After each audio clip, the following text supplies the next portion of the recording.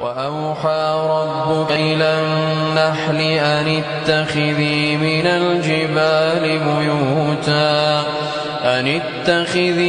الجبال بيوتا ومن الشجر ومما يعرشون ثم كلي من كل الثمرات فاسلكي سبل ربك ذللا يخرج من بطونها شراب مختلف ألوانه فيه شفاء للناس إن في ذلك لآية لقوم يتفكرون